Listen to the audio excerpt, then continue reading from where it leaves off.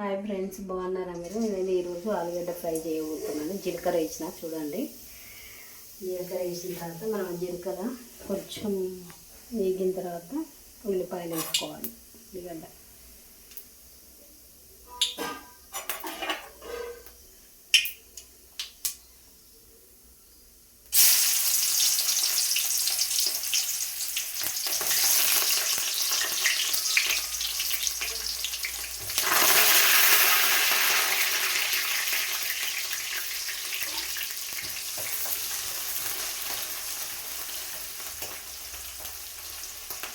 వేసిన తర్వాత మనం కరివేపాకు వేసుకోవాలి.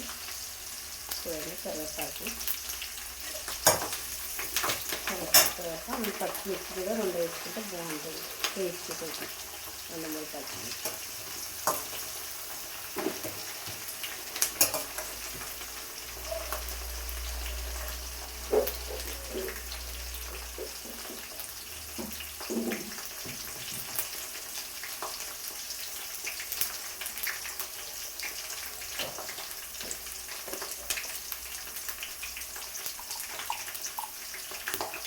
ఇంకా మగ్గుతున్నప్పుడు మనం అల్లం పేస్ట్ కూడా వేసుకోవాలి. తగ్గినంత అల్లం పేస్ట్ వేసుకోవాలి. ఇంకా మనకు ఇది వేస్తే అంత అల్లం పేస్ట్.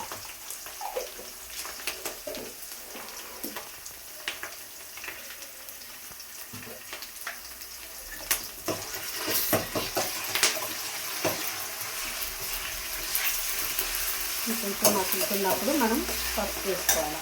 ఒక స్పూన్ పసుపు, తగ్గినంత పసుపు వేసుకోవాలి.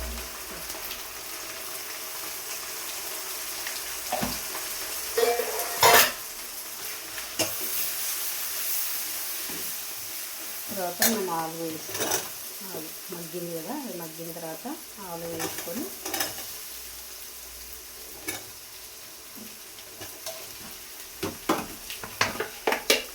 ఇంకా సాల్ట్ వేసుకోవాలి. తగినంత ఉప్పు వేసుకొని తగినంత ఉప్పు వేసుకొని మనం దీన్ని నూనెలో ఇలా మగ్గబెట్టుకోవాలి.